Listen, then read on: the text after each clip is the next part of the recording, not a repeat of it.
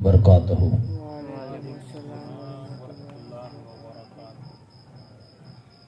अल्हम्दुलिल्लाह नहमदुहु व नस्तईनुहु व नस्तगफिरुहु व नु'मिनु बिही व नतवक्कलु अलैहि व नऊज़ु बिल्लाहि मिन शुरूरि अनफुसिना व मिन सय्यिआति अमालिना मन यहदिहिल्लाहु फला मुदिल्ल लहु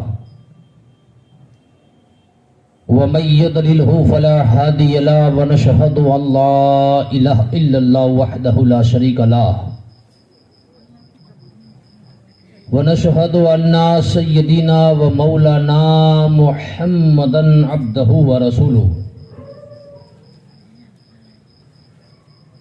अम्मा बाद औज़ु बिल्लाहि मिनश शैतानिर रजीम बिफदलि बिस्मिल्लाहिर रहमानिर रहीम। फ़क़द क़ाल अल्लाहु तबारक व तआला फ़िल क़ुरआनिल मजीद वल फ़ुरक़ानिल हमीद। या अय्युहल्लज़ीना आमनुत्तक़ुल्लाह वब्तग़ू इलैहिल वसीला। सदक़ल्लाहु मौलाना अलीयुल अज़ीम व बल्लगना रसूलुहुन नबियुल करीम वला नहनु अला ज़ालिका लमिनश शाहिदीन वश्शाकिरीन वज़्ज़ाकिरीन वल्हम्दुलिल्लाहि रब्बिल आलमीन। मेरे दोस्तों और बुजुर्गों, नौजवान साथियों, ख्वातीन पर्दा नशीन इस्लामी, मेरी माँ और बहनें, अभी मैंने आप हजरात के सामने खुतबा सानी के बाद कुरान मजीद वल फुरकान हमीद की एक छोटी सी आयत करीमा की तिलावत करने का शरफ हासिल किया, जिसका माना और मतलब समझने और समझाने से पहले मैं ज़रूरी ही नहीं बल्कि मुनासिब और लाजमी यही चाहता हूँ कि हम और आप मिलकर आका इनामदार मदीने के ताजदार गुंबदे खजरा के अंदर आराम फरमाने वाले आका, हम गरीबों के दाता, यतीमों के वाली, अबू जहल की बंद मुठियों के अंदर कंकरियों को कलमा पढ़ाने वाले आका, पत्थरों को तिराने वाले आका, दरख्तों को बुलाने वाले आका, उंगली के इशारे से चांद के 2 टुकड़े कर देने वाले आका, डूबे हुए सूरज को वापस लौटाने वाले आका और एक प्याली पानी से 1500 सहाबाई किराम की प्यास बुझाने वाले आका, आमीना के लाल अब्दुल्ला के प्यारे, उम्मत के गम गुसार, नबियों के सरदार जनाब अहमद मुस्तफ़ा मोहम्मद मुस्तफ़ा सल्लल्लाहु तआला अलैहि वसल्लम की बारगाह बेकसपना में एक मर्तबा बावाज़ बुलंद दरूद शरीफ का हदिया निछावर कीजिए और पढ़िए। अल्लाहुम्मा सल्ली अला सय्यिदना व नबीना व शफीअना व हबीबना व मौलाना मुहम्मद व सहाबिही व बारिक वसल्लम सलातुन व सलामुन अलैका या रसूलुल्लाह सल्लल्लाहु तआला अलैहि व आलिहि वसल्लम। बिरादरान इस्लाम, अल्लाह तबारक व ताला अपनी पाक किताब कुरान मजीद वल फुरकान हमीद के अंदर सूरे माइदा के अंदर फरमा रहा है, या अय्युहल्लज़ीना आमनुत्तक़ुल्लाह वब्तगू इलैहिल वसीला। ऐ ईमान वालो, अल्लाह से डरो और वसीले को इख्तियार करो, क्योंकि बिना वसीले के कुछ हो नहीं सकता। मिसाल की तौर पर मैं आपको समझाऊं कि अगर हमने मकान बनाया है तो मकान की छत के ऊपर चढ़ने के लिए सीढ़ी का वसीला चाहिए, कि बिना सीढ़ी के हम मकान के ऊपर चढ़ नहीं सकते हैं। तो अल्लाह तबारक व ताला फरमाता है कि ऐ मेरे बंदो, ऐ ईमान वालो, मुझसे डरो और वसीले को इख्तियार करो, कि क्योंकि वसीला ही तुम्हें महशर के मैदान में काम आएगा। तो आइए मेरे दोस्तों, पीराने पीर दस्तगीर की महफिल को जो हमने सजाया है,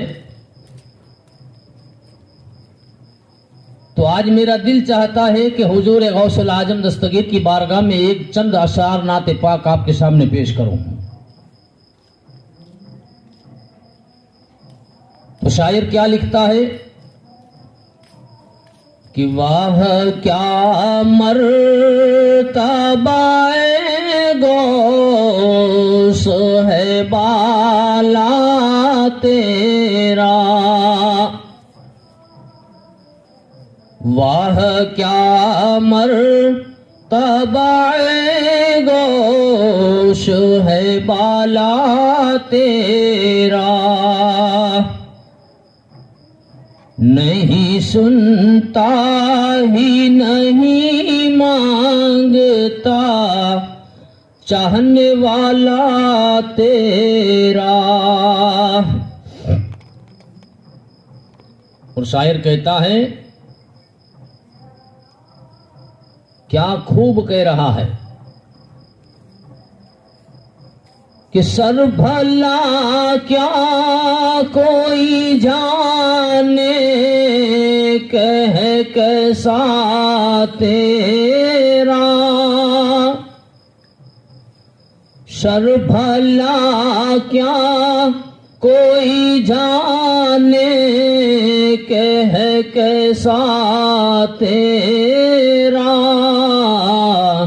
औलिया मलते हैं आंखें वो है तलवा तेरा, वाह क्या मर्तबाए गौश है बाला तेरा। क्या दबे जिस पे हिमायत का हो पंजा तेरा,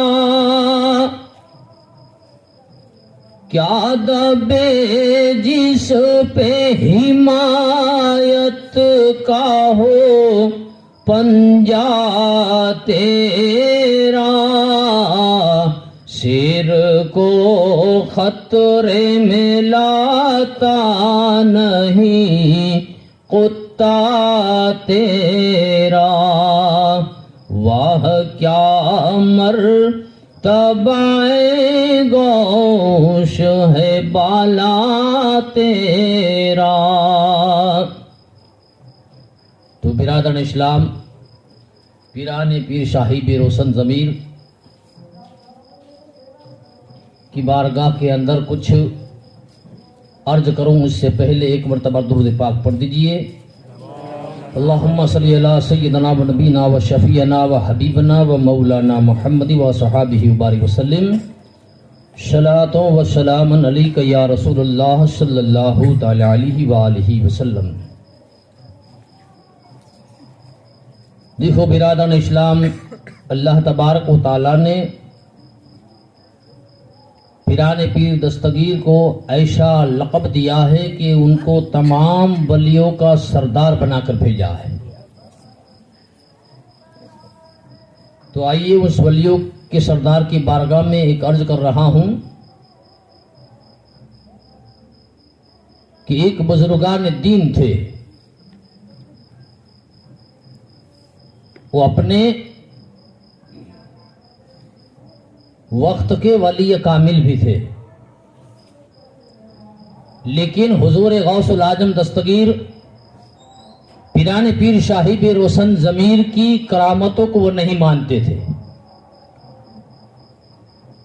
शहंशाह बगदाद की करामतों को वो नहीं मानते थे, लेकिन उन्हीं का बयान है कि मैं शहंशाह बगदाद की करामतों को नहीं मानता था, लेकिन एक दिन का वाक़ियात हुआ। वो अपनी किताब के अंदर लिखते हैं कि एक दिन का ये वाक़ियात हुआ कि मैं शहंशाह बगदाद पीराने पीर दस्तगीर की मदरसे के पास से मेरा गुजर हुआ, आपके मदरसे के पास से मेरा गुजर हुआ। तो उस वक्त मुझे बैतुल खुला की हाजत हुई। बैतुल खला की जब हाजत हुई तो मैंने देखा कि मुझे हाजत रफा करना है, लेकिन मेरे दोस्तों वो वली कामिल फरमाते हैं, वो अल्लाह के नेक बंदे फरमाते हैं कि उस वक्त नमाज का वक्त हो गया था, नमाज का वक्त था। तो मैंने सोचा कि शहनशाह बगदाद के मदरसे के अंदर ही नमाज को अदा कर लूं। तो मैं नमाज को अदा करने के लिए, जुम्मा का दिन था और जुम्मा की वक्त नमाज का वक्त था, तो मैं नमाज जुम्मा को अदा करने के लिए शहनशाह बगदाद के मदरसे के अंदर जा पहुंचा। तो जब मदरसे के अंदर पहुंचा तो पूरा मदरसा खाली पड़ा हुआ था। तो मैं शहनशाह बगदाद के मदरसे के अंदर मिंबर के करीब जा बैठा। आपके मिंबर के करीब जा पहुंचा। जैसे ही नमाज का वक्त करीब हो गया, नमाज का टाइम हुआ, तो पूरा मदरसा आदमियों से भर गया। ऐसा मदरसा भर गया कि वो फरमाते हैं कि तल मुकने की, यानी कि तल को धरने की जगह नहीं थी। इतना मदरसे के अंदर लोगों का ज़हुम हो गया, इतना मदरसे के अंदर लोग जमा हो गए कि एक तल रखना हो तो तल को जगह नहीं मिल सकती। इतने इंसानों की तादाद मदरसे के अंदर हो गई। लेकिन मुझे रफा हाजत थी कि मुझे रफा हाजत करना है। लेकिन शहनशाह बगदाद अपने मिंबर के ऊपर तशरीफ फरमा हो गए। पीराने पीर दस्तगीर शेख सैयदना अब्दुल कादिर जिलानी मिंबर के ऊपर तशरीफ फरमा हो गए। मैं चारों तरफ देख रहा हूं कि कहीं से जगह मिल जाए तो मैं रफा हाजत कर लूं, लेकिन चारों तरफ इतना इंसान नजर आता है कि कहीं पर जाने की जगह ना रही। तो शहनशाह बगदाद मिंबर के ऊपर तशरीफ फरमा थे कि मुझे इतनी रफा हाजत हुई कि मेरे कपड़े खराब हो जाने के करीब हालत हो गई। जब ऐसी कैफियत तारी हो गई कि अब मेरे कपड़े खराब हो जाएंगे, मेरे दिल के अंदर यह ख्याल था कि अब इतनी रफा हाजत की हाजत है कि मेरे कपड़े खराब हो जाएंगे। तो शहनशाह बगदाद मिंबर से नीचे उतरे। शहनशाह बगदाद मिंबर से नीचे उतरे और मेरे सर पर अपने कुर्ते का साया कर दिया। मेरे सर पर अपने कुर्ते का साया करना ही था कि मैंने देखा तो क्या देखता हूं कि मैं एक वीरान जगह के अंदर पहुंच गया हूं। वीरान जगह के अंदर मुझे पाया गया, जहां पर मैंने देखा कि दूर दूर तक लोग नजर नहीं आते थे और वहां पर एक जगह पर बाग भी था और पानी बह रहा था। तो मैंने उस जगह पर रफा हाजत कर लिया और रफा हाजत करने के बाद मैंने उस पानी से वजू किया और 2 रकात नमाज अदा किया। और 2 रकात नमाज अदा करने के बाद जब मैं नमाज से फारिग हुआ तो उस वक्त शहनशाह बगदाद ने मेरे सर के ऊपर जो अपने कुर्ते का साया किया था, वो साये को ले लिया। तो क्या देखता हूं कि शहनशाह बगदाद के मदरसे के अंदर बैठा हुआ हूं। शहनशाह बगदाद के मदरसे के अंदर बैठा हूं, मिंबर के करीब हूं। मैं ताजुब के अंदर पड़ गया। मुझे हैरानी होने लगी, परेशान होने लगा, क्योंकि जो तालाब के ऊपर मैंने जो वजू किया है, 2 रकात नमाज अदा किया है, अभी मैंने वजू किया, ऐसा दिल के अंदर महसूस होता है कि मैं तो बगदाद के मदरसे के अंदर बैठा हुआ हूं। और शहनशाह बगदाद मिंबर के ऊपर तशरीफ फरमा थे, लेकिन मैं सोच और फिक्र के अंदर था। जब नमाज जुम्मा खत्म हुई जब नमाज जुम्मा खत्म हुई तो सब लोग मदरसे से बाहर निकल गए। मैं भी मदरसे के बाहर निकला, उठना चाहा तो मैं उठा तो मेरे पास एक रुमाल और रुमाल के अंदर चाबी थी। मेरे घर की चाबी और रुमाल मैंने मदरसे के अंदर रखा था, लेकिन जब मैं नमाज जुम्मा पढ़ के उठा तो मेरा रुमाल और चाबी, जिसे उर्दू भाषा में कुंजी कहते हैं, रुमाल और कुंजी ना मिली। तो मैं हैरान व परेशान हो गया कि चारों तरफ मदरसे के अंदर मैंने कुंजी और रुमाल को तलाश किया, लेकिन किसी जगह पर मुझे रुमाल और कुंजी ना मिली। रुमाल और कुंजी ना मिली, मैं मायूस हो गया। जब मैं मायूस हुआ, मायूस होते हुए अपने घर पहुंचा तो घर के ऊपर ताला लगा हुआ था, क्योंकि उस रुमाल के अंदर कुंजी जो थी मेरे घर की ताले की कुंजी थी। तो मैं हैरान हो गया कि अब क्या करूं, रुमाल और कुंजी तो मुझे कहीं नहीं मिली।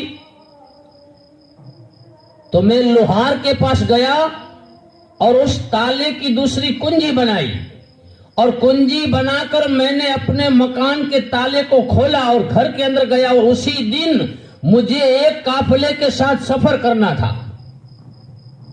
उसी दिन एक काफिले के साथ मुझे सफर के लिए जाना था।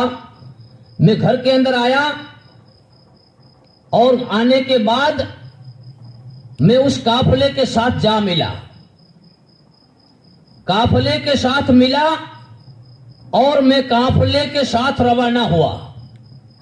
काफिले के साथ रवाना होते हुए मैं सफर करने लगा।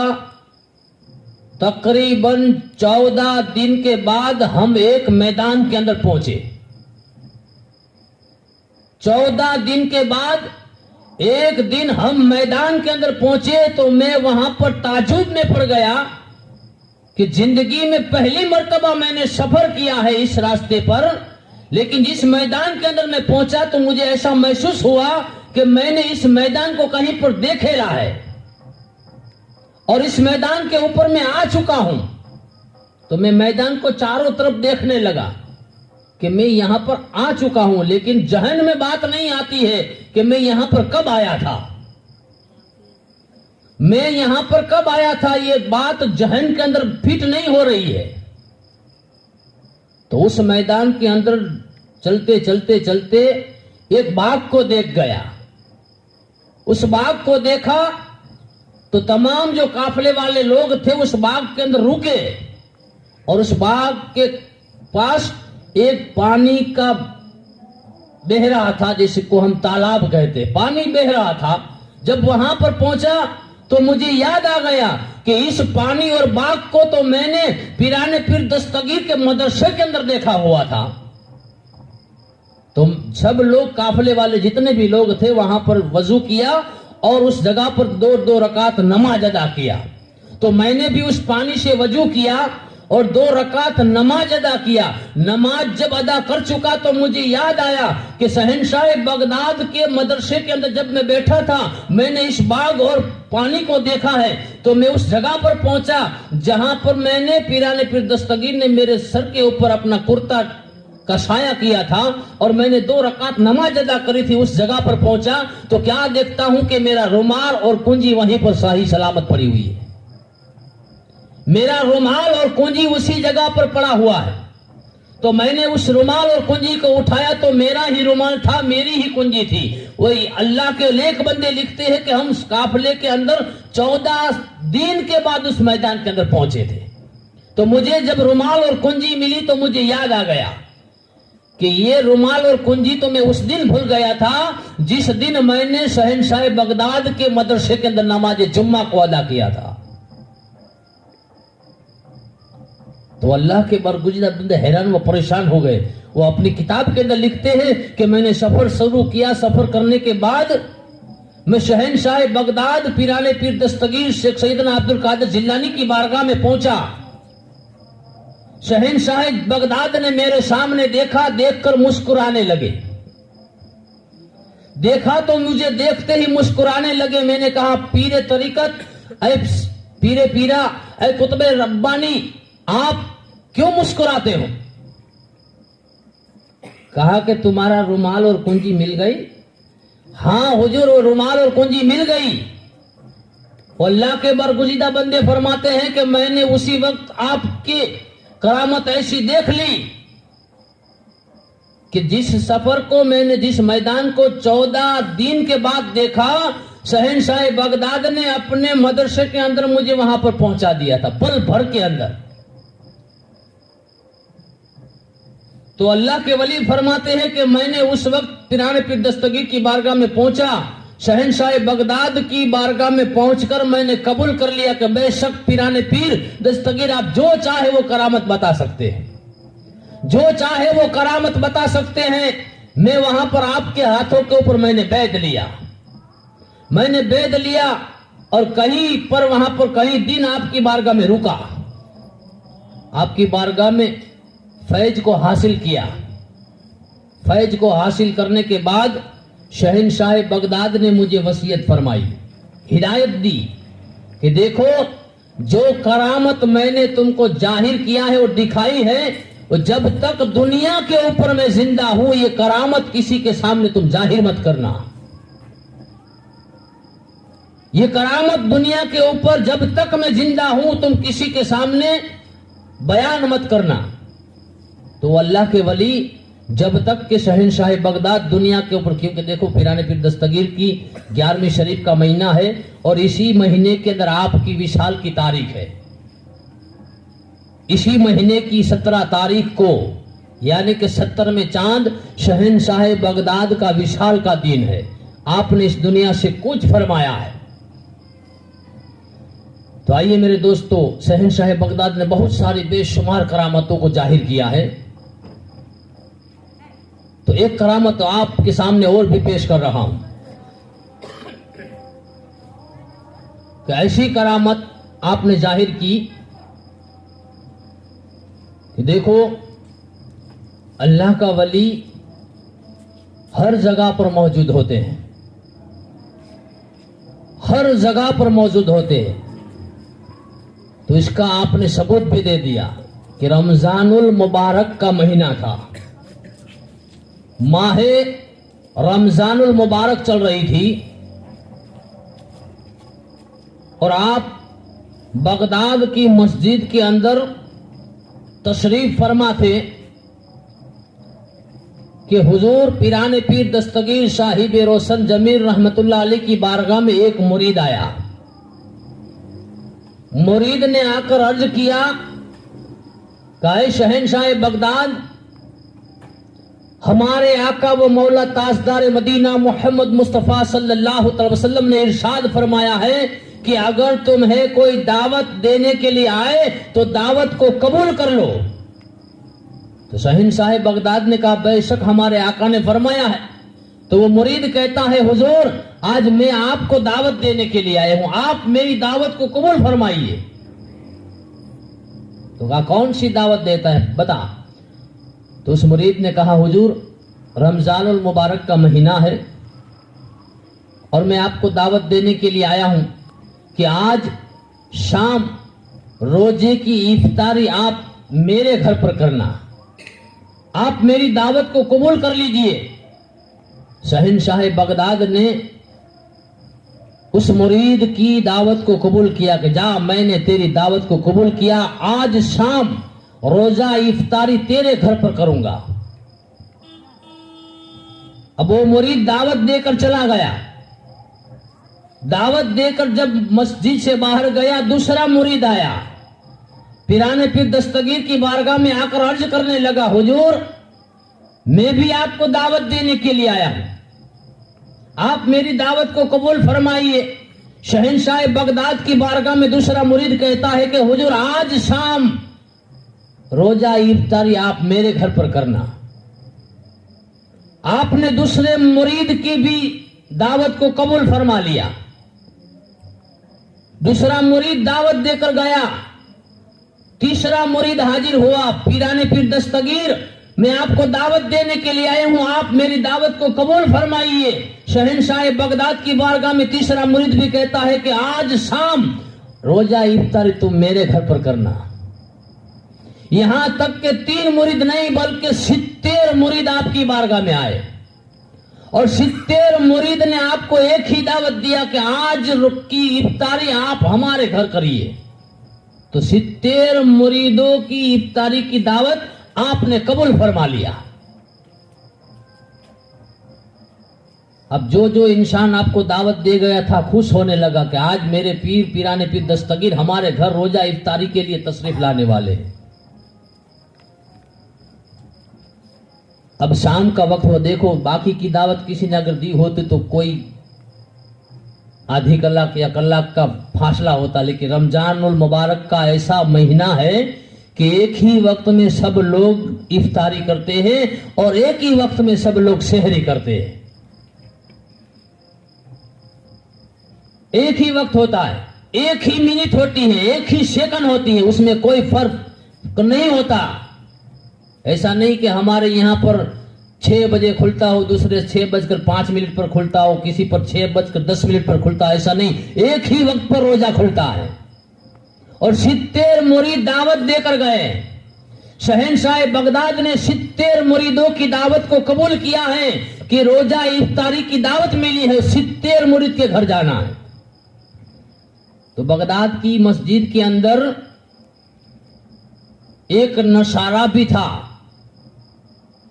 वो दिल के अंदर ख्याल करता है कि कभी ऐसा हो सकता है कि एक ही वक्त में, एक ही टाइम में रोजा इफ्तारी के लिए 70 मुरीदों के घर कोई जा सकता है। लेकिन जो मुरीद दावत दे गए थे उनको तो बहुत शौक पैदा हुआ कि आज हम खुश नसीब है कि हमारे पीराने पीर दस्तगीर हमारे घर रोजा इफ्तारी के लिए आ रहे हैं। अब तमाम मुरीद अपने अपने घर के अंदर शहंशाह बगदाद का इंतजार कर रहे हैं। जब शाम का वक्त हुआ और रोजा इफ्तारी का वक्त करीब हुआ, जब रोजा इफ्तारी का वक्त आ चुका, 70 मुरीद का यह बयान है कि हर मुरीद के घर पीराने पीर दस्तगीर मौजूद थे। हर मुरीद के घर शहंशाह बगदाद मौजूद है। 70 मुरीद के घर पर आप रोजा इफ्तारी कर रहे हैं।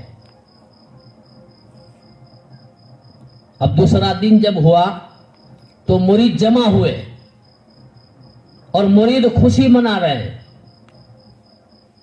तो एक दूसरे मुरीद से एक दूसरा मुरीद पूछता है कि भाई तू इतना बड़ा खुश क्यों नजर आता है? का क्यों खुशी ना मनाऊं? कल रोजा इफ्तारी के लिए मेरे पीर मेरे घर तशरीफ लाए थे। तो दूसरा मुरीद कहता है क्या बात करता है, कल रोजा इफ्तारी करने के लिए तो मेरे पीर मेरे घर पर तशरीफ लाए थे। तीसरा कहता है कल रोजा इफ्तारी तो मेरे घर पर किया है। मुरीदों में ये चर्चे हो रहे हैं। सब मुरीद ये कहते हैं कि मेरे पीर मेरे घर पर थे, वो मुरीद कहता है मेरे घर पर थे। सब मुरीद ये कह रहे हैं। इतने में आपके लाडले, आपके बड़े बेटे हजरत अब्दुल रज्जाक रहमतुल्लाह अलैह सामने से तशरीफ ला रहे हैं। तो मुरीदों आपस में बात कर रहे थे, झगड़ रहे थे कि तू झूठ बोलता है, हमारे पीर हमारे घर आए थे, वो कहता है हमारे घर आए थे। इतने में अब्दुल रज्जाक रहमतुल्लाह अलैह को आते हुए देख गए। कहा देखो सामने हमारे पीर के साहबजादे आ रहे हैं, चलो हम उनकी बारगाह में जाते हैं और फैसला कर लेते हैं कि उनसे पूछ लेते हैं कि कल हमारे पीर शहंशाह बगदाद रोशन जमीर किस मुरीद के घर रोजा इफ्तारी के लिए गए थे। तो आपके बड़े साहबजादे हजरत अब्दुल रज्जाक रहमतुल्लाह अलैह की बारगाह में वो मुरीद हाजिर हुए और मुरीदों ने अर्ज किया कि हुजूर आपकी बारगाह में आए हैं, एक फैसला कर दो। तो आपके बड़े साहबजादे अब्दुल रज्जाक रहमतुल्लाह अलैह फरमाते बोलो क्या बात है, बताओ। तो सब मुरीदों ने कहा हुजूर ये मुरीद कहता है कि कल रोजा इफ्तारी के लिए पीर हमारे घर पर आए थे, वो कहता है हमारे घर पर आए थे। आप बता दीजिए कि आपके वालिद मोहतरम किस मुरीद के घर पर इफ्तारी के लिए गए थे। तो हजरत अब्दुल रज्जाक रहमतुल्लाह अलैह फरमाते हैं कि मेरे अब्बा जान शेख अब्दुल कादिर जिलानी के साथ कल शाम तो हमने अपने घर पर रोजा इफ्तारी किया है। तो सब मुरीद ताजुब में पड़ गए कि क्या बात कर रहे हो। अरे सब मुरीद ये गवाही दे रहे हैं कि वो कहता है हमारे घर आए थे, ये कहता है हमारे घर आए थे, लेकिन आपके बड़े साहबजादे कहते हैं कि मेरे अब्बा जान किसी मुरीद के घर तशरीफ नहीं ले गए थे, हमने अपने घर पर रोजे को इफ्तार किया था और अपने वालिद के साथ बैठकर रोजे की इफ्तारी किया है। सब लोग हैरान व परेशान हो गए कि फैसला यहां भी ना हुआ। तो सब मुरीद पीराने पीर दस्तगीर की बारगाह में गए कि अब इस बात का फैसला जरूर करवाएंगे। तो वो नसारा भी साथ में गया, जिसको ये यकीन न था कि एक वक्त में 70 मुरीदों के घर कोई जा नहीं सकता है, लेकिन अल्लाह तबारक व तआला जिसे विलायत अता फरमाता है वो 70 जगह पर क्या 70,000 जगह पर जाना हो तो जा सकते हैं, क्योंकि अल्लाह ने ऐसा आपको इख्तियार अता फरमाया है। तो ये तो शहंशाह बगदाद है, तमाम पीरों के पीर है, तमाम पीरों के पीर है, तमाम औलिया अल्लाह के सरदार है। सब मुरीद जमा होकर पीराने पीर दस्तगीर साहिब रोशन जमीर की बारगाह में हाजिर हुए कि चलो अब यहां पर फैसला कराएंगे कि पीर आप कल किसके घर पर दावत के लिए गए थे। तो उन मुरीदों के साथ वो नसरानी शख्स भी शामिल था। तमाम लोग मिलकर बगदाद की मस्जिद के अंदर पहुंचे, जहां पर शहंशाह बगदाद पीराने पीर दस्तगीर रहमतुल्लाह अलैह तशरीफ फरमा थे। तमाम लोग वहां पर हाजिर खिदमत होकर अर्ज कर रहे हैं कि आए शहंशाह बगदाद, हमारे दिल के अंदर एक बात चुभ रही है, इस बात का फैसला करने के लिए आपकी बारगाह में हाजिर हुए हैं। शहंशाह बगदाद जानते थे मेरे मुरीद किस बात को लेकर आए हैं, क्या बात सुनना चाहते हैं, लेकिन आपकी निगाह करम उठी तो उस नसरानी शख्स के सामने उठी। आप खड़े हो गए और अपनी मस्जिद के अंदर खड़े होकर उस नसरानी इंसान उस शख्स के पास गए, उसका हाथ पकड़ा और मस्जिद से बाहर ले गए। उसका हाथ पकड़ा और मस्जिद से बाहर ले गए, क्योंकि आपकी मस्जिद के बाहर एक बहुत बड़ा दरख्त था। आपकी मस्जिद के पास एक बहुत बड़ा दरख्त था। शहंशाह बगदाद उस नसरानी शख्स का हाथ पकड़कर बाहर ले गए, उस दरख्त के सामने जाकर खड़ा कर दिया और उस शहंशाह बगदाद उस नसरानी इंसान से कहते हैं, बता उस दरख्त के अंदर तुझे क्या नजर आता है। क्योंकि उसके दिल की बात वो जान गए थे। इसीलिए तो शायर ने कहा है कि बुजुर्गों की महफिल में बैठो तो जुबान को संभाल कर बैठो, और अल्लाह वालों की महफिल में बैठो तो दिल को संभाल कर बैठो, क्योंकि अल्लाह वाले दिल की बातों को जान लिया करते हैं। तो ये नसरानी शख्स के दिल के अंदर ये वसवसा था कि एक ही वक्त में 70 मुरीदों के घर पर पीराने पीर दस्तगीर कैसे तशरीफ ले जाएंगे। तो उस नसरानी शख्स को बाहर ले गए, दरख्त के सामने खड़ा किया और फरमाया कि बता इस दरख्त के अंदर तुझे क्या नजर आता है। तो नसरानी इंसान कहता है कि ऐ पीराने पीर दस्तगीर, इस दरख्त के अंदर मुझे पत्ता पत्ता नजर आता है। आपने पानी मंगाया और पानी मंगाकर अपने चुल्लू में उठाया और दरख्त के ऊपर छिड़क दिया। उसके बाद उस नसरानी शख्स से कहा कि अब निगाह उठा, तुझे दरख्त के अंदर क्या नजर आता है। तो शहंशाह बगदाद ने जब कहा तो उस नसरानी ने अपनी निगाह उठाई, अपनी नजर उठाई, तो क्या देखता है कि पहले नजर उठाई थी तो पत्ता पत्ता नजर आता था, लेकिन दूसरी मर्तबा जब नजर उठाई तो पत्ते पत्ते पर पीराने पीर दस्तगीर नजर आ रहे हैं। तमाम पत्तों के अंदर शहंशाह अब्दुल कादिर जिलानी दिखा रहे। वो नसरानी कदमों में गिर गया कि बेशक पीराने पीर दस्तगीर, ये तो 70 मुरीद थे, अगर 70,000 भी आ जाते तो आप सबके घर एक वक्त पर जा सकते हो। ये तो 70 ही आदमी थे, अगर 70,000 भी आ जाए तो आप जरूर जा सकते हो। शहंशाह बगदाद फरमाते हैं कि 70,000 नहीं बल्कि पूरी दुनिया के मुसलमान मेरा चाहने वाला अगर मुझे पुकारे तो एक वक्त में तमाम के घर जा सकता हूं। ये अल्लाह वालों की शान है। तो शहंशाह बगदाद उस नसरानी को दरख्त के एक एक पत्ते के अंदर नजर आने लगे और उस इंसान को मस्जिद के अंदर ले गए और नसरानी से कहने लगे कि बता क्या बात हुई। तुम नसरानी मुरीदों को कहता है, अरे मुरीदो तुम तो 70 हो, 70 के घर पर पिराने पीर दस्तगीर को तुमने देखा है। मैंने तो बाहर के दरख्त में पत्ते पत्ते पर पिराने पीर दस्तगीर को देखा है। तो मुरीदों को भी यकीन हो गया कि बेशक अब्दुल रज्जाक भी सही कह रहे हैं कि कल की रोजा इफ्तारी आपने घर पर भी किया और हम 70 मुरीदों के घर भी रोजा इफ्तार के लिए आए थे। तो शहंशाह जिलानी शेख माहिनुद्दीन अब्दुल कादिर रहमतुल्लाह अलैह, देखो ये 11वीं शरीफ का महीना है। एक मर्तबा बगदाद के अंदर आप तकरीर फरमा रहे थे। बगदाद के अंदर आप तकरीर फरमा रहे थे। आपकी तकरीर के अंदर बहुत सारे औलिया किराम भी आया करते थे। तो हजरत पिराने पीर दस्तगीर साहिब रोशन जमीर स्टेज के ऊपर जलवा अफरोज थे। आप तकरीर फरमा रहे थे कि आपके महफिल के अंदर लाखों करोड़ों की तादाद थी। आप तकरीर फरमा रहे थे। तकरीर करते करते तकरीर को रोक दिया और आप खड़े हो गए। तो लोग हैरान व परेशान हो गए। तकरीर को रोक दिया और आप खड़े हो गए, ताजीम के साथ खड़े रह गए।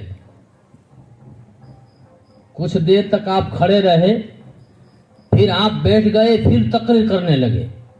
तो मुरीदों का बहुत बड़ा जहूम था वहां पर और बहुत सारे औलिया किराम भी वहां पर मौजूद थे।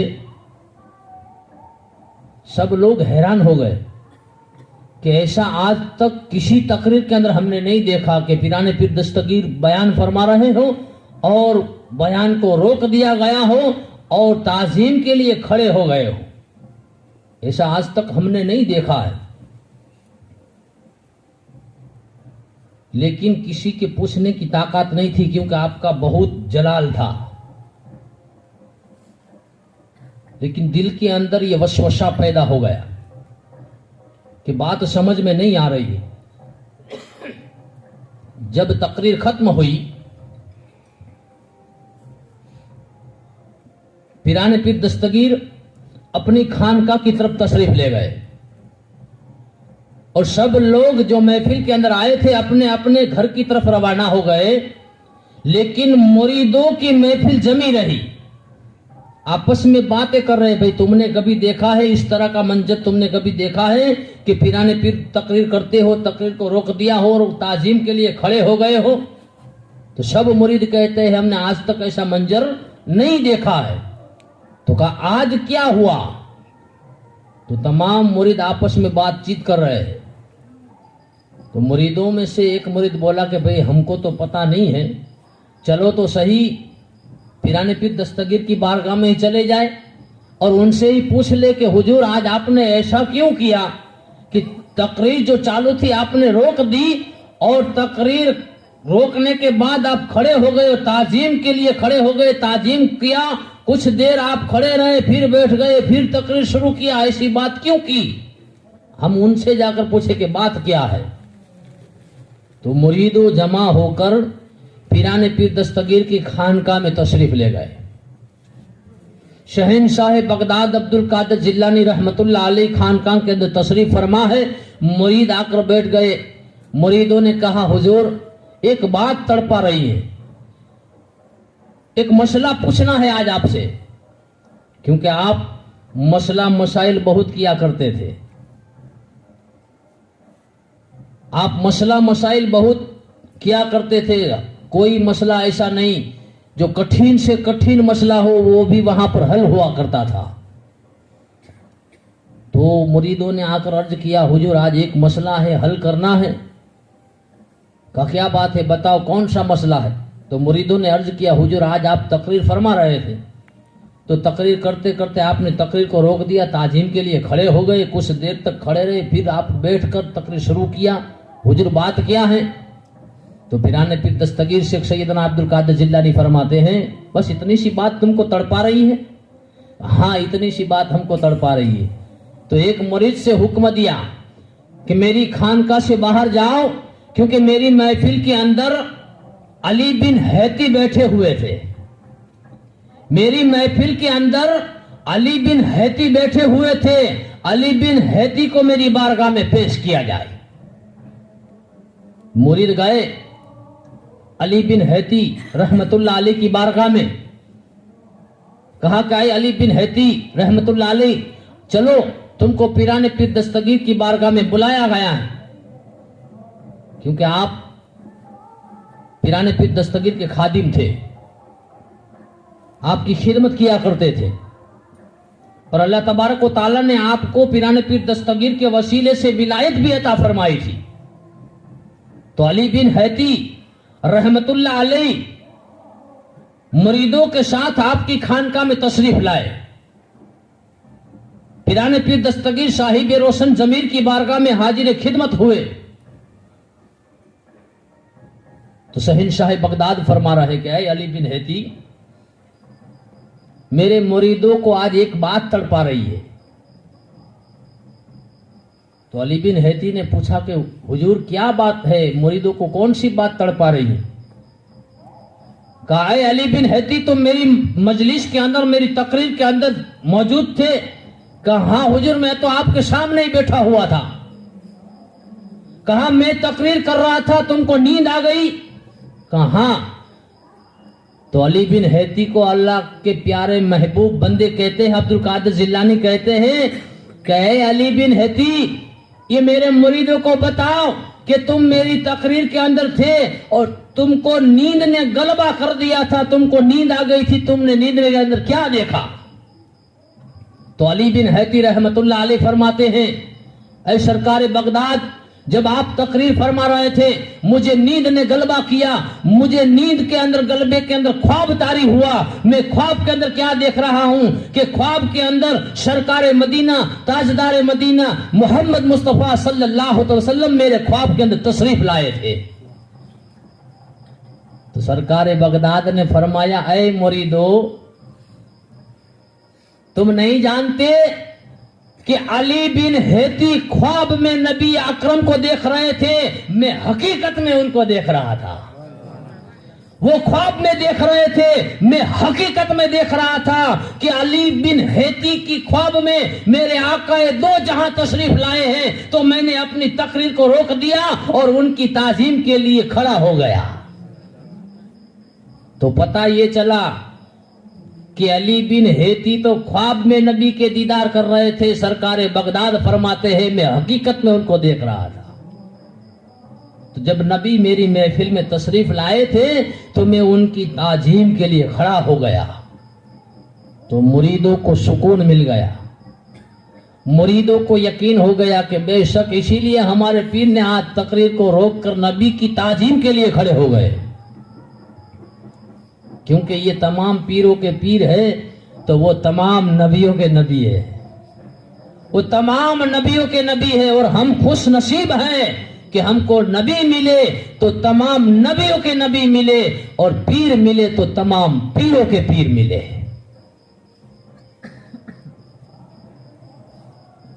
तो मेरे दोस्तों, पीराने पीर दस्तगीर साहिब रोशन जमीर कि क्या बात करना कि एक मर्तबा देखो बगदाद के अंदर एक मर्तबा दुरूद पाक पढ़ दीजिए, सल्लल्लाहु अलैहि नबी उम्मे वालिहि सल्लल्लाहु अलैहि वसल्लम, सलातो व सलाम अलैका या रसूलल्लाह सल्लल्लाहु अलैहि वसल्लम। बगदाद के अंदर एक सौदागर था जिसका ये दस्तूर था कि हर साल शहनशाह बगदाद की 11वीं शरीफ की वो नियाज बनाया करता था। हर साल वो नियाज बनाकर यतीम, अनाथ, फकीर, फुकरा और बेवा औरतों को तस्कीन करता था। सब लोगों को खिलाता था। उसका ये शौक था। और 11वीं शरीफ की नियाज बनाने के बाद जैसे ही नियाज खत्म होती है तो अगली साल के लिए वो नियाज की चीज को खरीद लिया करता था। तो एक मर्तबा उस सौदागर ने शहनशाह बगदाद की नियाज बनाई और लोगों को खिला दिया, तकसीम कर दिया।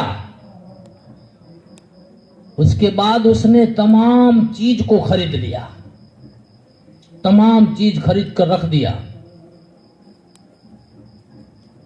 अब 11वीं शरीफ का महीना खत्म हुआ, जमादिउल अव्वल आया, जमादिउल आखिर आया, रजब आया, शाबान आया, रमजान आया, शवाल आया। इसी तरह महीने चलते गए। जब 11वीं नजदीक आई वो सौदागर बीमार हो गया, बीमारी की हालत में आ गया और ऐसी बीमारी उसको लग गई कि उसको यकीन हो गया कि खुदा ना ख्वास्ता अब इस बीमारी से मेरा इंतकाल हो जाएगा। तो अपनी औरत को बुलाया, अपनी औरत को बुलाया और बुलाने के बाद औरत को अपने पास बिठाया और बिठाने के बाद औरत को वसीयत किया कि देख 11वीं शरीफ का महीना नजदीक आ रहा है, 11वीं शरीफ का महीना नजदीक आ रहा है और मेरी तुझे वसीयत है कि खुदा ना ख्वास्ता अगर मेरा इंतकाल हो जाए तो मेरे पीर की नियाज जरूर बनाना, मेरी पीर की नियाज जरूर बनाना। और सौदागर ने यह वसीयत फरमाई कि अगर खुदा ना ख्वास्ता अगर हमारे घर 11वीं हो, अगर उसी दिन मेरा इंतकाल हो जाए, अगर 11वीं हमारे घर हो और अगर उसी दिन, क्योंकि 11वीं की तारीख फिक्स होती है। आज हम भी 11वीं बनाते हैं, कोई 10 में चांद करता है, कोई 11 में चांद करता है, कोई 12 में चांद करता है, कोई 16 में चांद करता है, कोई 70 में चांद करता है, कोई 22वीं की नियाज रखता है, कोई 25वीं की रखता है। जैसे आखिर महीने के अंदर इंसान अपनी अपनी तारीख को मुकर्रर कर रखता है, तो इसी तरह ये सौदागर की घर की 11वीं की तारीख मुकर्रर थी। उसने कहा कि खुदा ना ख्वास्ता देख अगर मैं जिंदा रहा तो 11वीं शरीफ जरूर मनाऊंगा, अगर मेरा इंतकाल हो जाए तो तू मेरे पीर की नियाज जरूर बनाना।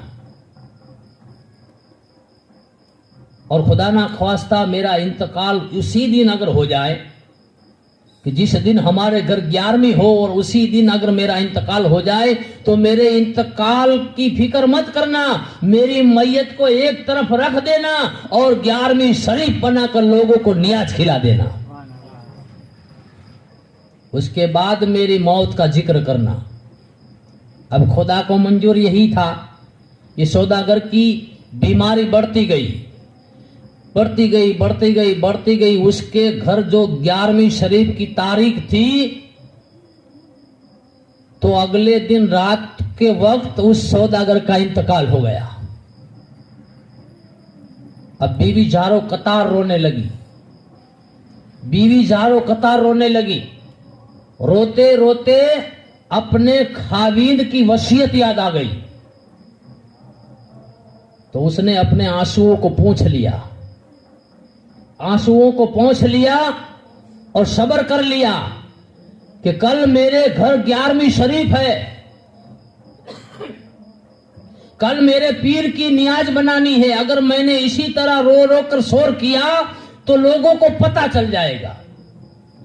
तो उस सौदागर की बीवी ने सब्र किया और सब्र करने के बाद अपने खाविंद की लाश को, मैयत को कमरे के अंदर छुपा लिया और अच्छी तरह से सज धज कर तैयार हो गई। और जब सुबह हुई तो पिराने पीर दस्तगीर की नियाज बनाई और लोगों को खिलाने के लिए दावत दे दिया। घर पर नियाज तैयार हो रही है और घर पर नियाज तैयार हो गई। जब खाने का वक्त हो गया, लोग नियाज खाने के लिए उस सौदागर के घर तशरीफ लाए। लेकिन सौदागर जिस दिन नियाज बनाता था, उस दिन एक दुर्वेश यानी एक फकीर उस सौदागर के घर तशरीफ लाया करते थे। तो सौदागर की बीवी ने लोगों को खाना खिलाना शुरू किया। तमाम लोग खाना खाकर चले गए। अब उस फकीर की बारी आई, उस दुर्वेश की बारी आई। तो उस दुर्वेश को कहा कि हुजूर आप भी नियाज खाना शुरू कीजिए। तो दुर्वेश ने कहा, ऐ बेटी तुझे मालूम नहीं कि मैं हर साल तेरे घर 11वीं में आता हूं, लेकिन जब नियाज खाने के लिए बैठता हूं तो तेरे खाविंद को साथ लेकर बैठता हूं और तेरा खाविंद मेरे साथ नियाज खाने के लिए आता है। आज तू मुझे अकेले को बिठाती है, तेरे खाविंद को बुला, मैं उसी के साथ नियाज खाऊंगा। औरत ने बहाने किए, क्योंकि वो जानती थी कि मेरा खाविंद का तो इंतकाल हो गया, अब वापिस नहीं आएंगे, और ये फकीर को अगर मैं बहाना करके खिलाऊंगी नहीं तो ये फकीर बिना खाए चले जाएंगे। तो सौदागर की बीवी ने कहा कि मेरे सरताज जो है वो कहीं काम के लिए बाहर गए हैं, उनको आने में देर हो जाएगी, इसलिए आप खा लो। फकीर ने कहा, नहीं बेटी, जब तक तेरा खाविंद मेरे साथ नहीं खाएगा मैं ये नियाज नहीं खाऊंगा। जब दुर्वेश ने जिद किया तो औरत की आंखों में आंसू आ गए। औरत की आंखों में आंसू आ गए।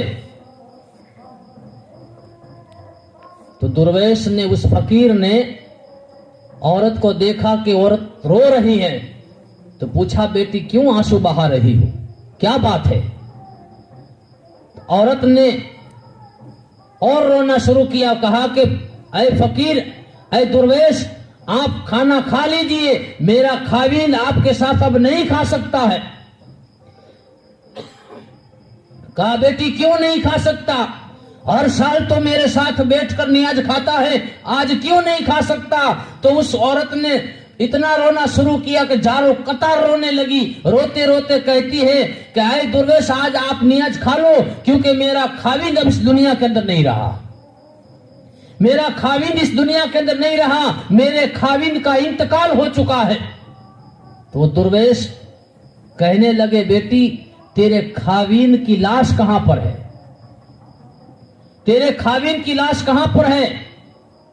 औरत ने कहा कि हुजूर, मैंने अपने खाविंद का इंतकाल हो गया तो उनकी लाश को एक अलग कमरे के अंदर रख दिया है, क्योंकि उनका इंतकाल हो गया और उनकी वसीयत थी कि खुदा ना ख्वास्ता मेरी इंतकाल के दिन भी अगर नियाज का दिन हो तो मेरे पीर की नियाज बनाकर जरूर खिला देना।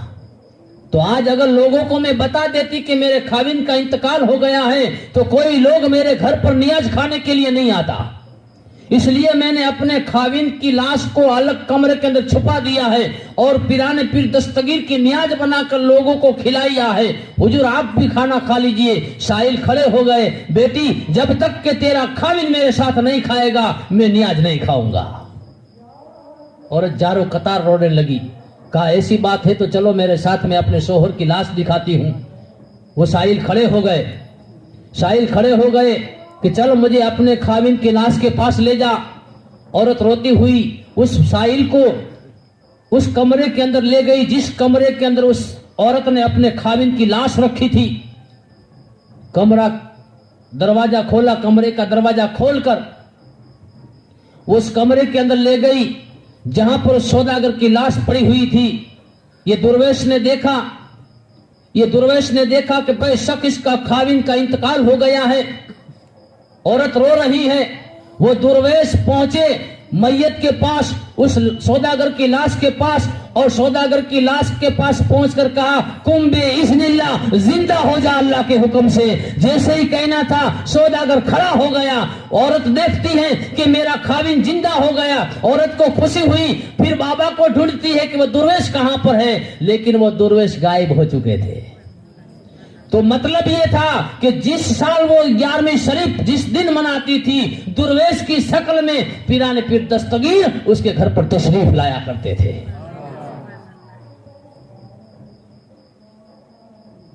औरत ढूंढने लगी, चारों तरफ देखती है कि जिस फकीर बाबा ने मेरे खाविन को कुंबे इज़्निल्लाह कहकर जिंदा कर दिया, उसका दुर्वेश को ढूंढ रही हूं, लेकिन वो दुर्वेश कहीं नहीं मिलते। सौदागर ने कहा, अरे मेरी शरीके हयात, तो उन्हें मत ढूंढा कर, क्योंकि हर साल हमारे पीर हमारे घर तशरीफ लाया करते हैं, क्योंकि दूसरे किसी की मजाल नहीं कि कुंबे इज़्निल्लाह कहकर मुझे जिंदा फरमा सके। लेकिन आजकल हमारा ये दस्तूर हो गया है कि नियाज बनाते हैं तो बड़े बड़े दौलतमंद इंसानों को दावत देते हैं, फकीर को छोड़ देते हैं। नियाज का असली हकदार फकीर है, चाहे कोई भी जगह का रहने वाला हो। लेकिन आज अपना नाम कमाने के लिए बड़े बड़े लोगों को दावत देता है, क्योंकि मेरे घर बड़े बड़े लोग आते 11वीं में, लेकिन जिसका हक है उसे तूने छोड़ दिया है। तो ये हमारी नियाज कभी अल्लाह की बारगाह में कबूल नहीं होगी, क्योंकि नियाज का असली हकदार फकीर है, नियाज का असली हकदार नमाजी है, नियाज का असली हकदार यतीम बच्चा है, नियाज का असली हकदार अनाथ बच्चा है, नियाज का असली हकदार बेवा औरत है। पहले इनको खिलाओ और इनको खिलाकर खुश कर दो, अल्लाह तबारक व तआला तुम्हारी नियाज को उसकी बारगाह में कबूल फरमाएगा। लेकिन आज हम अपना नाम कमाने के लिए बड़े बड़े लोगों को दावत देते हैं, हमारा घर है फलाना हाउस है, हमारा घर है वलो हाउस। नहीं मेरे दोस्तों, फकीर को मत छोड़ दिया करो, क्योंकि किसे पता कि कौन से फकीर में कौन सी तासीर है। पीराने पीर दस्तगीर का ये वाकया जो मैंने बयान किया कि वो सौदागर के घर हर साल 11वीं के दिन आया करते थे, और हर साल उस सौदागर के साथ बैठकर नियाज लिया करते थे। तो सौदागर ने कहा, अरे मेरी शरीक हयात, घबरा मत, जो शौक से पीराने पीर दस्तगीर की नियाज करता है वो इंसान उनकी नियाज के दिन उसका कभी इंतकाल नहीं होता है। तो मेरे दोस्तों, बस इसी बात पर मैं अपनी गुफ्तगू को खत्म कर रहा हूं और अल्लाह तबारक व तआला की बारगाह में दुआ कर रहा हूं, मालिक व मौला, मैंने जो भी बयान किया है, जो भी नसीहत किया है, इलाहुल आलमीन, इस बयान के अंदर, इस नसीहत के अंदर अगर मेरी जुबान से कोई गलती, कोई लफ्ज़, कोई भूल आ गई हो तो तेरे महबूब के सदके में मेरी गलतियों को माफ़ फरमा। और पाक परवरदिगार आलम, हमने जो जिक्र पीराने पीर दस्तगीर सजाया है, ए मालिक व मौला, ये जिक्र को सजाना तेरी बारगाह के अंदर कबूल फरमा। और पाक परवरदिगार आलम, हम तमाम मुसलमानों को एक और नेक बनने की नेक तौफीक अता फरमा। हम तमाम मुसलमानों के ऊपर अगर कोई मुसीबत, बला, बीमारी, आफत आ रही हो तो जश्न गौसुल आजम दस्तगीर के वसीले से हमारे ऊपर आने वाली हर मुसीबत, बला, बीमारियों को दूर फरमा। और पाक परवरदिगार आलम, हम तमाम मुसलमानों को तेरे महबूब के सदके में, तेरे महबूब के नवासों के सदके में पंजगाना नमाज पढ़ने की नेक तौफीक अता फरमा। और हम तमाम मुसलमानों को जिंदगी में एक मर्तबा मदीना मनवरा की ज़ियारत नसीब फरमा। इल्लल बलागुल मुबीन व आखिरु दावाना अनिल हम्दुलिल्लाहि रब्बिल आलमीन बरहमतिक या अर्हमर राहिमीन। सलाम।